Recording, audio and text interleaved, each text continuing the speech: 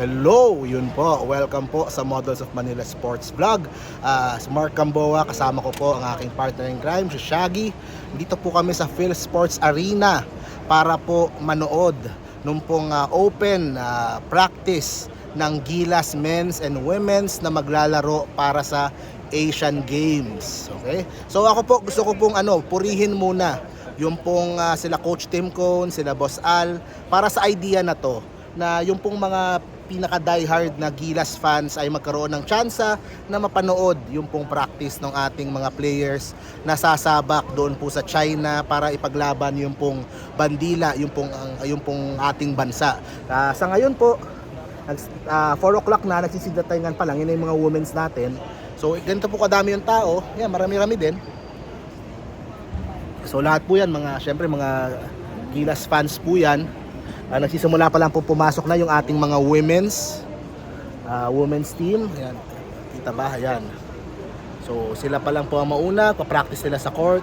Tapos mamaya po, asahan po natin yung pong ating men's team naman, yung pong makikita po natin. Of course, ikaw, what do you expect from our men's team, Gilas, ngayon sa Asian Games? Hopefully, we just want them to give their best. I think this is a great opportunity for the fans to see the preparation that goes into the tournament, not just the games that they're playing. We get to see how hard they're working, how the coaches are involved with the players. So it's exciting. We're just hoping for the best as long as they give their all. That's all we can ask for. And siguro this is a great way din to show fans yung importance nila sa team. This is the way of the team to give back sa atin, kasi libre lang yung panonood natin dito. You can watch your favorite stars. Yan, syempre ako excited ako makita si Terence tsaka si Calvin na in a Gilas uniform. Diba, napapanood natin sila sa PBA, si Terence matagal na wala, pero ngayon mapapanood natin sila sa Gilas uniform. So we're excited to see what they can offer, ano yung kaya nilang ibigay dun sa team. And of course, syempre, yung mga paborito natin, nandyan naman sila Scotty, sila Junmar, sila Japet, and everyone nakasama dyan sa Gilas. Plus, of course, si Justin Brownlee, si Ange Kwame. Sana makita natin sila lahat ngayon dito.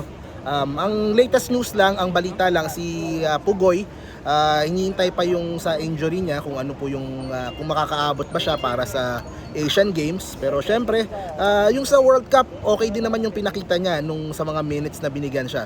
So sa akin, okay din naman itong si Pugoy kung sakali. And syempre, nakapag-training na siya kasama nung sa World Cup team.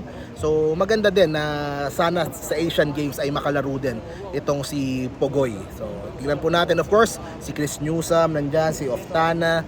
So we're all excited to see yung lahat ng mga kasama dito sa Gilas. So abangan nyo po, mamaya magla-live ako.